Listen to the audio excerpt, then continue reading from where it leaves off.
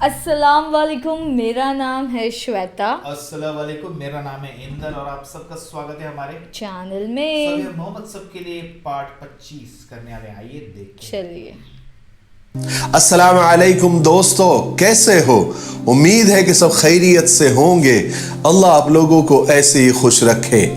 सरकार दो आलम सल्लल्लाहु अलैहि वसल्लम की पूरी जिंदगी पर बनने वाली वीडियो सीरीज जिसका नाम मोहम्मद सब के लिए है सल्लल्लाहु अलैहि वसल्लम, ये उसका 25वां हिस्सा यानी पार्ट 25 है।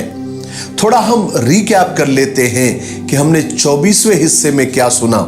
हमने 24वें हिस्से में सुना कि हजरत हमजा रजी अल्लाह तआला अन्हु, जो कि शेर मक्का और शेर कुरैश और हुजूर पाक सल्लल्लाहु अलैहि वसल्लम के चचा थे, उन्होंने इस्लाम को किस तरह से कबूल किया और किस तरह निडर होकर उन्होंने ईमान लाने का ऐलान भी किया।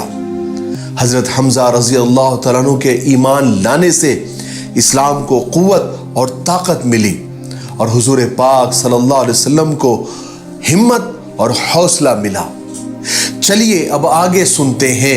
अब ईमान वालों की तादाद काफी बढ़ गई थी, इसलिए कुरैश और मक्का वाले परेशान और बेबस हो गए थे, क्योंकि वो लोग हर तदबीर, हर आइडिया, हर तरकीब आजमा कर देख चुके थे, लेकिन नाकाम और फ्लॉप रहे।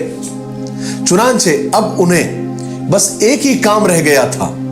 हर वक्त रसूल पाक सल्लल्लाहु अलैहि वसल्लम का ही तस्करा करते रहते थे, डिस्कशन करते रहते थे और इसी मौजू, इसी टॉपिक पर हमेशा सर जोड़े बैठे रहते थे। एक दिन की बात है कि सब मक्का वालों की एक मजलिस हो रही थी और हमेशा रूटीन के जैसा यानी आदत के मुताबिक वो हुजूर का ही तस्करा कर रहे थे, क्योंकि आजकल उन्हें कुछ काम ही नहीं था। वो हमेशा इसी मसले पर ही बहस किया करते थे। तो उनमें से एक शख्स उतबा बिन रबिया वो बैठा हुआ था, वो भी अरब के सरदारों में से एक था। तो वो कहने लगा कि ए कुरैश के लोगों, मेरी एक राय है, मेरा एक ख्याल है कि मैं मोहम्मद के पास जाऊं सल्लल्लाहु अलैहि वसल्लम और एक बार उनसे और जरा डिटेल में बारीकी से गुफ्तगू करूं, उसे समझाऊं। मैं मोहम्मद के सामने कुछ तजवीज़ें यानी कुछ ऑफर रखूंगा। अगर उनमें से कोई भी सूरत, कोई भी ऑफर अगर वो कबूल कर ले तो हम सब उस पर राजी हो जाएंगे। मुमकिन है कि वो इस तरह से बाज आ जाए और हमारे मामलात में दखल देना छोड़ दे। तो सब ने एक जबान होकर कहा, हाँ हाँ वलीद, अबू वलीद, तुम्हें वहां जाना चाहिए, ये बिल्कुल ठीक बात है। तुम जाओ और मोहम्मद से बात करके देखो, जाओ तुम। चुनांचे उतबा उसी वक्त रसूल पाक सल्लल्लाहु अलैहि वसल्लम के पास गया और आप सल्लल्लाहु अलैहि वसल्लम से कहने लगा, बड़े प्यार से कहने लगा कि मेरे भतीजे, ये बात तुम भी जानते हो कि हमारे तुम्हारे हसब नसब और खानदान जात पात एक ही है और तुम हम ही लोगों में से एक हो, मगर तुम अपनी कौम के लिए दर्द सर बन गए हो और तुम हम लोगों में फूट डाल रहे हो। इसलिए मैं कुछ तजवीज़ें और कुछ ऑफर लेकर तुम्हारे पास आया हूं। मुमकिन है कि तुम कोई इसमें से ऑफर या कोई तजवीज़ को तुम मान लो। रसूल पाक सल्लल्लाहु अलैहि वसल्लम ने फरमाया कि अबू वलीद कहो, मैं सुन रहा हूं। तब उतबा ने कहना शुरू किया कि मेरे भतीजे देखो, ये जो तुम कर रहे हो सब कुछ, अगर इन सब के पीछे तुम्हारा मकसद ये है कि तुम दौलत और पैसा जमा करके मालदार बन जाओ, तो हम तुम्हारे लिए दौलत इकट्ठी किए देते हैं, हम जमा करते हैं माल और तुमको ला कर देते हैं। और अगर तुम इज्जत और शोहरत चाहते हो तो हम तुम्हें अपना सरदार बना लेते हैं और कभी तुम्हारे बगैर हम कोई फैसला नहीं करेंगे। और अगर तुम्हें मुल्क सल्तनत की हवस है तो हम तुम्हें अपना बादशाह बना लेते हैं। अगर ये सब कुछ नहीं है, اگر کوئی آسیب، کوئی جادو، کوئی بیماری وغیرہ ہے جس سے تم یہ سب کرنے پر مجبور ہو گئے ہو تو ہم تمہارے علاج کا انتظام کر دیتے ہیں، وہ بھی اپنے پیسے سے تمہارا علاج کریں گے جب تک تم صحت یاب نہ ہو جاؤ، جب تک تم اچھے نہ ہو جاؤ۔ غرض کے عتبہ نے وہی سب باتیں کہیں جو اس سے پہلے بھی رسول پاک صلی اللہ علیہ وسلم سے کہی جا چکی تھی، اور کئی مرتبہ یہ آفر، یہ تجویز مکہ والوں نے حضور پاک صلی اللہ علیہ وسلم کو دے چکے تھے۔ جب عتبہ خاموش ہوا تو رسول پاک صلی اللہ علیہ وسلم نے اس سے کہا کہ ابو ولید، تمہاری بات ہو گئی، اب میری سنو۔ اس کے بعد رسول پاک صلی اللہ علیہ وسلم نے سورہ سجدہ پڑھی، یعنی قرآن پاک کی تلاوت کی، اور عتبہ سنتا رہا۔ وہ اس کلام پاک کی خوبصورتی اور ہیبت سے مبہوت ہو کر رہ گیا، اور تب تک سنتا رہا جب تک رسول پاک صلی اللہ علیہ وسلم نے قرآن پاک کی تلاوت مکمل نہیں کی، تب تک آپ خاموش نہیں ہوئے جب تک وہ سنتا رہا۔ اس کے بعد وہ اپنی قوم کے پاس واپس لوٹا، لیکن اب اس کا ذہن اور خیالات اب بدل چکے تھے۔ وہ رسول پاک صلی اللہ علیہ وسلم کے بارے میں کچھ اور ہی رائے لے کر گیا۔ جب وہ اپنے دوستوں، اپنے لوگوں کے پاس پہنچا تو ان لوگوں نے اس کی صورت دیکھی تو بعض لوگوں نے ایک دوسرے سے کہا کہ خدا کی قسم ابو ولید کا کچھ رنگ بدلا بدلا نظر آ رہا ہے۔ اس کے بعد لوگوں نے عتبہ سے پوچھا کہ کیا خبر لائے ہو ابو ولید؟ تو اس نے کہا کہ خدا کی قسم میں ایک ایسا کلام سن کر آ رہا ہوں جو اس سے پہلے میں نے کبھی نہیں سنا، اور میں قسم کھاتا ہوں خدا کی قسم، نہ وہ شاعری ہے، نہ وہ جادوگری ہے، نہ کوئی وہ منتر وغیرہ ہے۔ قریش والو، میرے دوستو، میری بات مانو، اس شخص کے کاموں میں الجھنا اب چھوڑ دو۔ اس کا معاملہ تم ایک کام کرو، عربوں پر چھوڑ دو۔ اگر عرب والے اس پر غالب آ گئے تو ویسے بھی تمہارا مقصد اور تمہاری مراد پوری ہو جائیں گی، اور اگر محمد ان پر غالب آ گیا، یعنی عرب والوں نے ان کی یعنی محمد کی بات مان لی، تو بھی تمہارے لیے فخر کی بات ہے، کیونکہ محمد تو قریش میں سے ہی ہے نا، تو تمہارا تو دونوں طرف سے فائدہ ہی ہے۔ یہ سن کر لوگوں نے کہا کہ خدا کی قسم ابو ولید پر محمد نے اپنی باتوں سے جادو کر دیا ہے۔ تو عتبہ نے کہا، یعنی ابو ولید نے کہا کہ میری اس معاملے میں تو یہی رائے ہے، اب آگے جو تمہارا جی چاہے کرو۔ قریش کا معاملہ تو ایسا تھا کہ وہ جہاں بھی کسی قاری کو قرآن پڑھتے ہوئے دیکھتے تھے تو اس کا مذاق اڑاتے تھے، اس کو ستاتے تھے۔ کسی نمازی کو نماز پڑھتے دیکھتے تو اس پر قہقہے لگاتے تھے، آوازیں کستے تھے، اور وہ یہ سب کچھ اس لیے کرتے تھے کہ ایمان والوں سے اپنی دشمنی نکال سکے، ان کو مرعوب کر سکے، ان کو ڈرا سکے۔ حالانکہ وہ لوگ بھی یہی چاہتے تھے اندر سے، بہت سارے لوگ، کہ جو کچھ رسول پاک صلی اللہ علیہ وسلم کہتے ہیں اور کرتے ہیں، یا ان کے ساتھی جو عبادت کرتے ہیں، جو نمازیں پڑھتے ہیں، جو کلام پاک پڑھتے ہیں، ان کو سمجھے، لیکن لوگوں کے ڈر سے وہ لوگ نہیں کر پاتے تھے۔ اور ایمان والے یہ کرتے تھے کہ جب ان کو قرآن پڑھنا ہوتا تھا، ان کا دل چاہتا تھا کہ تلاوت کی جائے یا نماز پڑھی جائے یا قرآن پاک کی آیتیں حفظ کی جائے، یاد کی جائے، تو یہ سب کام وہ لوگوں کے ڈر سے چھپ کے کیا کرتے تھے۔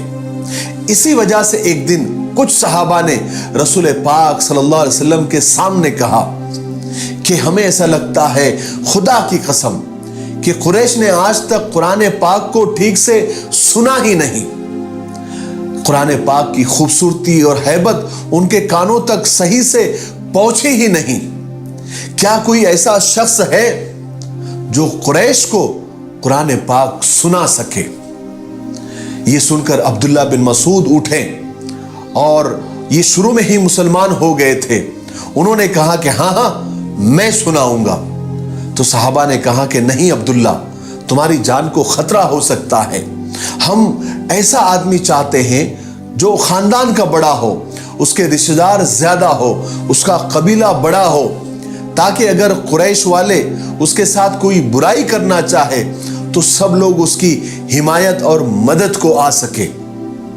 लेकिन अब्दुल्ला बिन मसूद ने फरमाया कि तुम उसकी परवाह मत करो, खुदा मेरा मदद करने वाला है।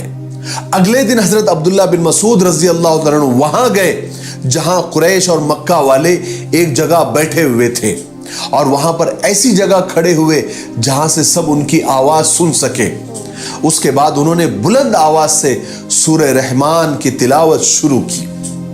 तमाम लोग एकदम चौंक गए, क्योंकि इतनी हिम्मत अभी तक किसी ने नहीं किया था। सब अब्दुल्ला बिन मसूद की तरफ मुतवज्जे हुए और एक दूसरे से पूछना शुरू किया कि इब्ने मसूद क्या कह रहा है, ये क्या पढ़ रहा है। तो लोगों ने बताया कि मोहम्मद पर जो किताब नाजिल हुई है, मोहम्मद जो किताब लेकर आया है, ये शायद उसी का कुछ हिस्सा पढ़ रहा है। ये सुनते ही लोग एकदम भड़क गए और सीधा हजरत अब्दुल्ला बिन मसूद की तरफ दौड़े और उन्हें मारना शुरू किया। मक्का वाले उनके चेहरे पर जोर जोर से मारते जाते थे, कोई लातों से, कोई घुसों से। लेकिन हजरत अब्दुल्ला बिन मसूद रजी अल्लाह तआला अन्हु ऊंची आवाज से मुसलसल पढ़ते जाते थे और मार खा रहे थे, लेकिन उन्हें अपनी तकलीफ का बिल्कुल एहसास नहीं था। वो बिल्कुल परवाह नहीं कर रहे थे। यहां तक कि उन्हें जितनी आयतें वो पढ़ना चाहते थे, जब वो पूरी हो गई तब वो खामोश हुए। उसके बाद मक्का वालों ने उन्हें छोड़ दिया। वो अपने साथियों के पास वापस आ गए, मगर इस हाल में वापस आए कि उनका चेहरा, उनका बदन खून से तरबतर हो रहा था। साहबा ने हजरत अब्दुल्ला बिन मसूद को जब इस हालत में देखा तो कहने लगे, इब्ने मसूद, इसीलिए हम डरते थे, इसीलिए तुम्हें भेजना नहीं चाह रहे थे। तो हजरत अब्दुल्ला बिन मसूद रज़ी अल्लाह तआला ने फरमाया कि खुदा के दुश्मन यही तो कर सकते हैं, लेकिन मुझे इसकी कोई परवाह नहीं।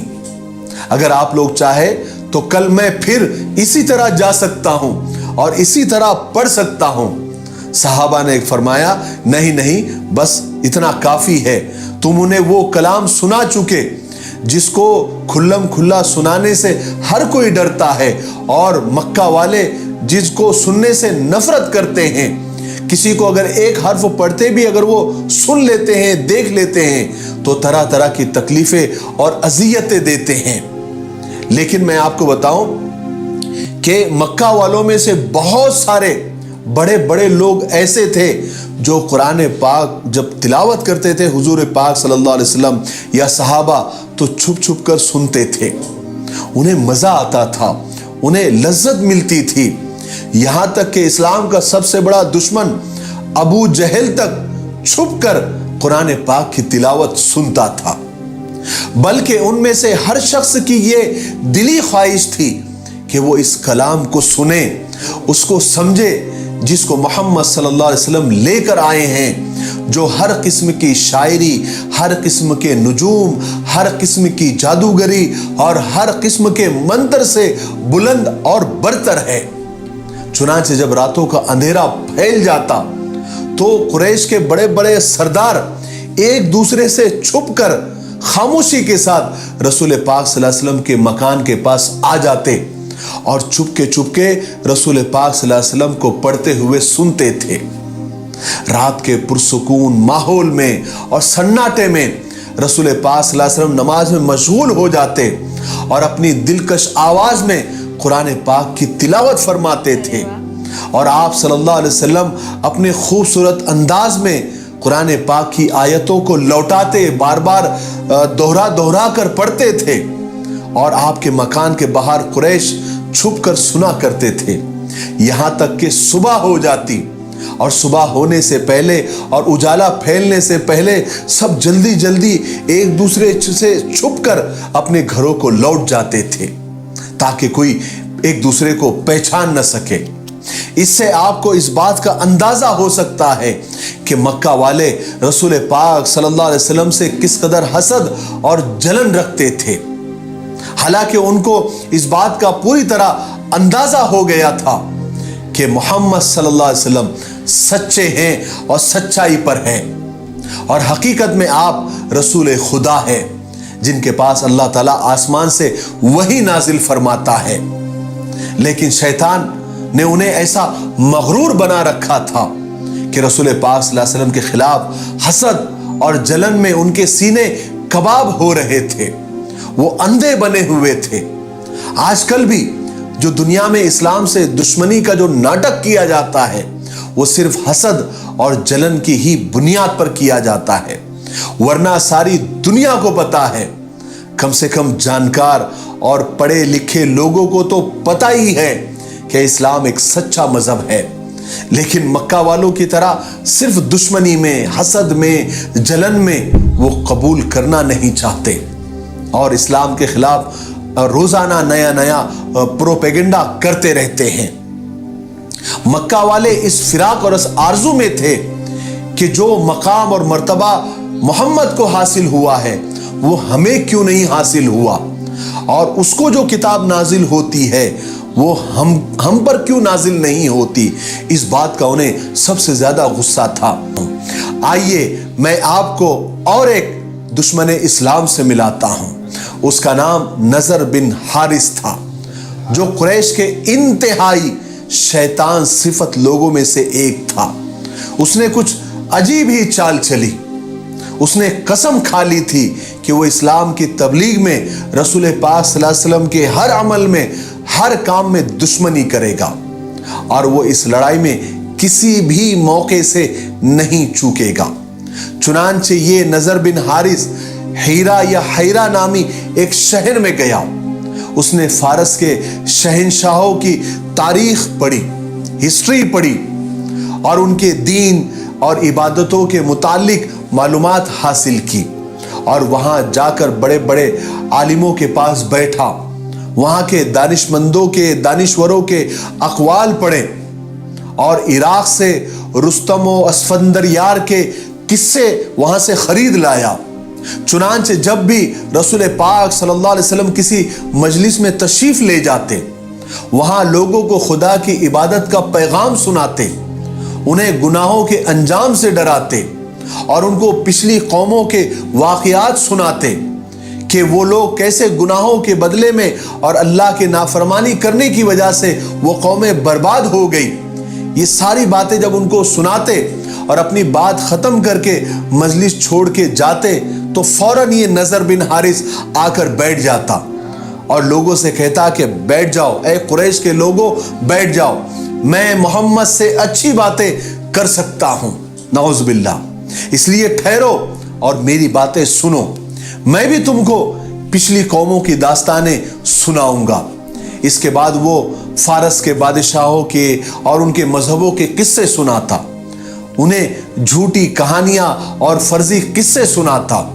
پھر ان سے کہتا کہ کون کہہ سکتا ہے کہ محمد کی باتوں سے میری باتیں زیادہ اچھی نہیں ہے؟ کیا تمہیں میری طرح پرانی داستانیں وہ نہیں سناتا؟ جیسے میں قصے سنا رہا ہوں پچھلے, ایسے محمد بھی نہیں سناتا. تو ایک ہی بات ہو گئی. ایسا وہ لوگوں میں پروپیگنڈا کیا کرتا تھا. اس کا نتیجہ یہ ہوتا کہ سننے والے جاہل اور ناسمجھ لوگ اچنبے میں پڑ جاتے, کشمکش میں پڑ جاتے کہ کس کی بات سنیں, کس کی بات سچی ہے اور کس کی جھوٹی ہے. اور نضر بن حارث اور مکہ والوں کا مقصد بھی یہ تھا کہ کم سے کم ہم لوگوں کو اسلام میں جانے سے روک تو نہیں پا رہے ہیں, کم سے کم نئے لوگوں کو کنفیوز تو کر دے. آپ سوچئے تو صحیح کہ وہ کون سی چال نہیں تھی جو مکہ والوں نے نہیں چلی, جس کا استعمال نہیں کیا, کیونکہ ان لوگوں کی دلی خواہش یہ تھی کہ کسی طرح لوگوں کو اسلام کی طرف جھکنے سے روکے.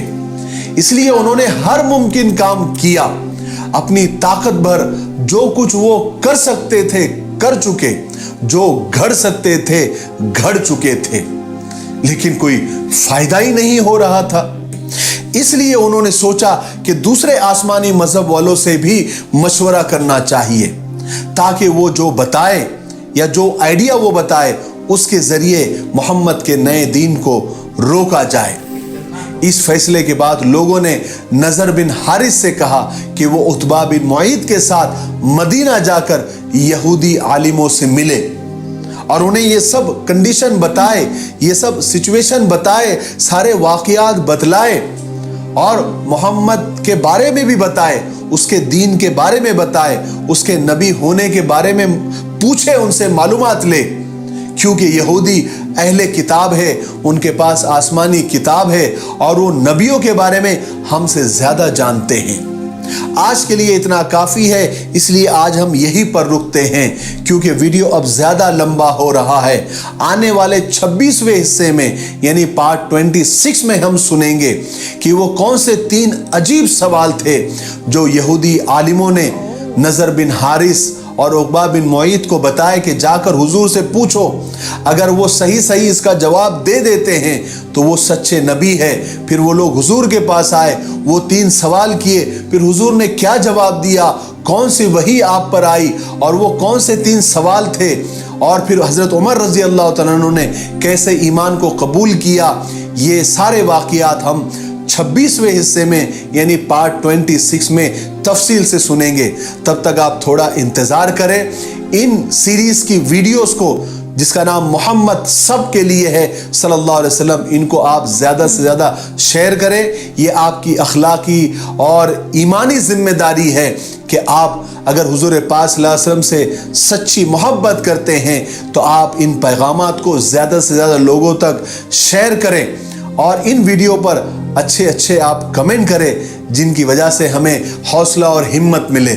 ठीक है, मुझे उम्मीद है आप ऐसा ज़रूर करेंगे क्योंकि आप ऐसा कर रहे हैं माशाअल्लाह। अल्लाह ताला आप लोगों को खुश रखे। तब तक मेरे लिए, पूरी उम्मत के लिए और पूरी इंसानियत के लिए खैर और भलाई की दुआ करते रहे। अस्सलाम वालेकुम व रहमतुल्लाहि व बरकातुहू। ओके, सो अभी वापस से उनको लालच दिया गया था शुरू में कि पैसे का, फिर क्या तुम्हें सरदारी मतलब लीडर बनना है तो क्या तुम्हें राजा बनना है, सबका दिया था। लेकिन फिर तो उन्होंने वो टाइम पे उनको कुरान की एक तलावत सुना दी तो मन मंगवा के चले गए वापस। लोगों को मतलब वहाँ के छोड़ दो, कुछ मत करो। देखो ऐसे भी होगा वैसे भी होगा, उससे अच्छा मत करो। वो अरब तो अरब हाँ पर और ना तुम मैं तो बेसिकली बोलता मैं तो बैकफुट पे तुमको जो करना है करो। उसमें कैसे वही बताएंगे कुरैश तो फिर भी कितने बड़े बड़े लोग फिर भी छुप छुप के सुनते थे उनको अच्छा वो एक चीज बहुत बुरी लगी कि जहाँ पे वो सूरह रहमान हाँ उधर जाके मारा काफी मतलब फिर बहुत बोलते मैं कल फिर कर दूंगा, वो फर्क नहीं पड़ता। हाँ बड़ा भी एक दूसरे दुश्मन आए हैं जो अभी बोलते ना जो यहाँ वहाँ से लेके लोगों को स्टोरियाँ बता रहे हैं और कितना मतलब कैसे होगा आगे वो देखना है क्योंकि अभी वो 3 सवाल क्या पूछे हाँ क्योंकि वो उनको भी पूछेंगे ना इसके लिए। ठीक है, उन्होंने बोला अगर जवाब सही दिया तो वही नबी है, तो वहाँ से उनको कंफर्मेशन मिलेगा मेरे ख्याल से। चलिए देखेंगे, काफी इंटरेस्टिंग होता जा रहा है आगे। तब तक वीडियो को like subscribe share comment click on the bell icon. Bye bye.